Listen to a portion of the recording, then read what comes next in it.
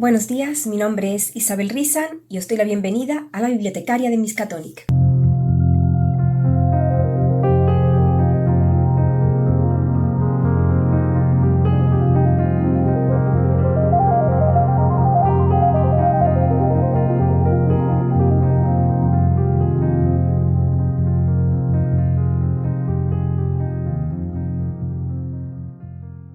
Buenos días, ratoncillos y ratoncillas, bienvenidos un lunes más al canal. Gracias a los nuevos suscriptores, a los que siempre estáis ahí, a los que me dejáis los likes, los comentarios y hacéis la visualización completa del vídeo, muchísimas gracias. Nos vamos con el autor que traigo hoy.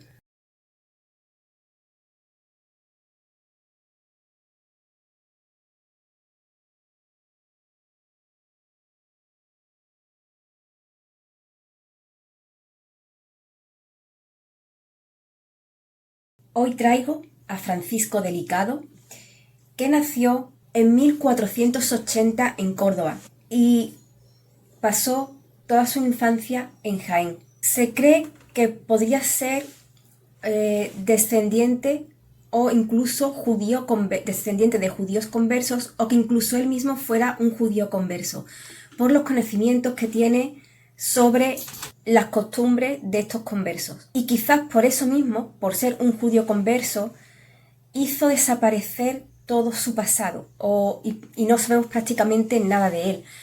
Esto pasa también con algunos personajes históricos, como fue Colón, que no sabemos nada de Colón. Lo primero que sabemos de Colón es que llegó a Portugal para pedir dinero a Manuel, al rey de Portugal, para hacer ese viaje hacia las Indias.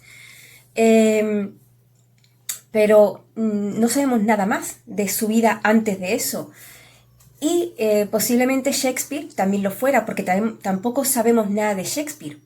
Sabemos cuándo se casó, sus obras, y sabemos las casas que compró, las propiedades que compró, pero sabemos poco más. Entonces posiblemente todos estos personajes tuvieran eso en común, que serían judíos y que para ocultar ese pasado judío, para deshacerse de él, para renegar de ese pasado judío, pues hicieron desaparecer ese pasado. Francisco Delicado fue clérigo, médico, escritor y editor. Fue discípulo de Antonio de Nebrija y se marchó a Italia posiblemente en 1492, donde escribió gran parte de su obra. Al padecer sífilis, él escribió un tratado sobre cómo el palo de Indias ayudaba con esta enfermedad. Después se iría a Venecia, donde editaría Amadís de Gaula y La Lozana Andaluza. Murió en 1535. Nos vamos con la obra que traigo hoy de él.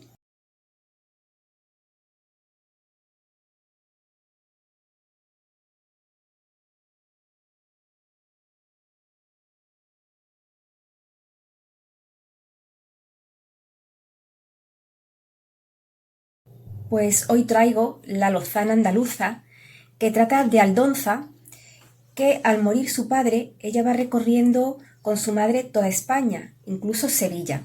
Cuando su madre muere, ella se escapa con un señor, un mercader genovés, y ambos huyen a Cádiz.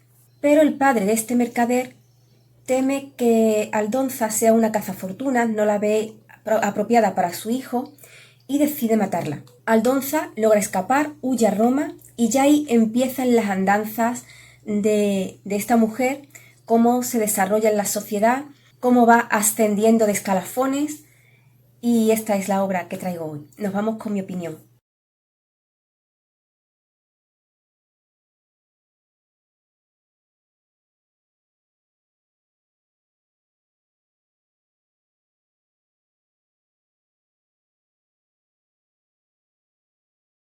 Bueno, a ver, lo primero que me asombró de esta novela fue el vocabulario tan soez y tan vulgar que usa. Y me chocó precisamente porque el autor fue clérigo. Y además es muy erótica. Una amiga mía dice que es muy guarra, que es una novela muy cochina. Bueno, yo la veo más bien erótica. Cuando yo leí La Celestina, yo siempre dije que hubiera sido muy interesante conocer los orígenes de La Celestina, cómo comenzó en ese mundo de prostitución, sus andanzas de mozuela, ¿no? Y creo que a pesar de que La Lozana Andaluza se escribió mucho después, de hecho, coge como referencia a la Celestina, y a pesar de que es una historia tan distinta, tan diferente, yo desde mi punto de vista, La Lozana Andaluza podría ser una precuela de lo que es la Celestina y los comienzos de esta en los estratos más bajos de la sociedad. Porque creo que si la Celestina hubiera comenzado desde su juventud, la historia con la Lozana Andaluza hubiera sido muy similar. Por supuesto, después no tiene nada que ver el final de la Lozana Andaluza con la de la Celestina, pero podríamos imaginar cómo hubiera terminado como Celestina. Me encanta imaginar a estos dos personajes como uno solo, aunque no es el caso, ¿de acuerdo? Una cosa es la Celestina, otra cosa es la Lozana Andaluza, otra cosa es Aldonza. Entonces, una historia que me gustó muchísimo.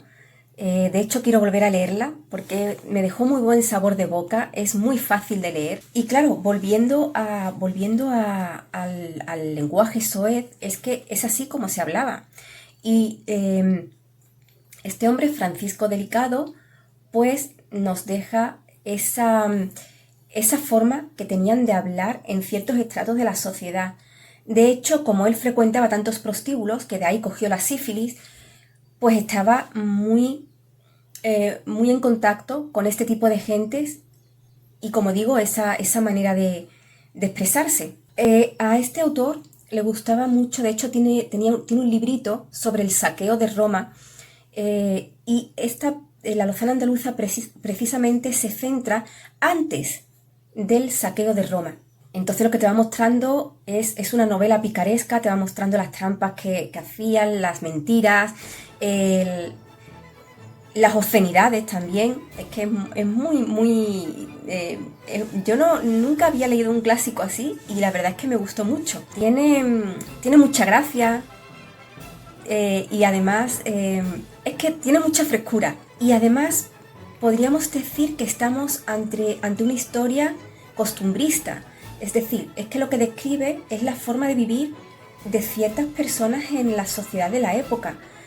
Y creo que documentos así son súper importantes para hacernos entender la vida en otros tiempos. Después, en medio de todo esto, a pesar de lo que digo del vocabulario soez, de las obscenidades, de representar los estratos más bajos de la sociedad, a pesar de eso se nota la gran cultura que tenía el autor, ¿eh?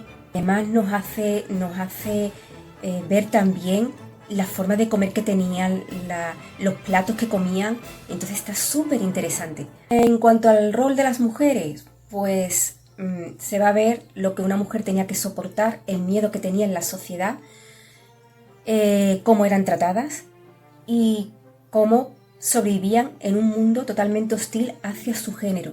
Nos vamos con las curiosidades.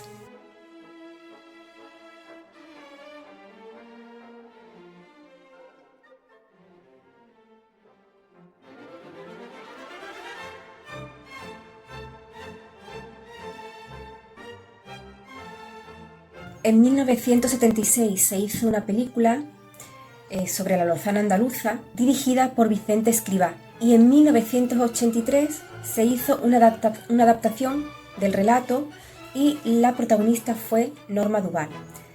Así que voy a intentar buscar los trailers para dejarlos en la descripción del vídeo. Ratoncillos, esta es mi recomendación de este lunes.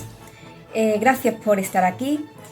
Nos vemos el lunes que viene. Sed muy felices y leed todo lo que podáis.